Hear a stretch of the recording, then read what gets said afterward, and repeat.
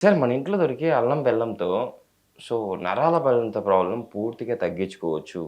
దీంతో పాటు నేను హోమియోపతి మెడిసిన్ గురించి కూడా చెప్తాను. ఇది ఇలా నేను చెప్పినట్టు తీసుకుంటే గన షూర్‌గా పూర్తిగా ఇంక మళ్ళీ లైఫ్‌లో రాకుండా ఉంటది అని చెప్పేసి అంటున్నారు.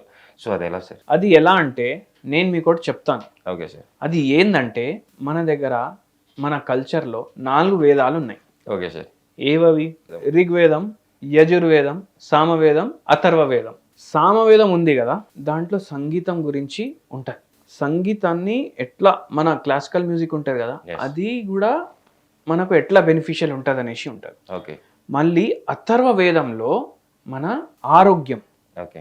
ఆరోగ్యం గురించి ఉంటది. ఓకే. ఈ ఆయుర్వేదం వచ్చింది గదా! యెస్. అది ఏడికెళ్ళి వచ్చింది? అథర్వవేదంకెళ్ళి వచ్చింది. దాంట్లో ఒక పార్ట్ అది. Okay sir. అయితే ఇవి ఎన్నో వేల సంవత్సరాల బ్యాక్ రాసిన పుస్తకాలు. ఓకే. వేల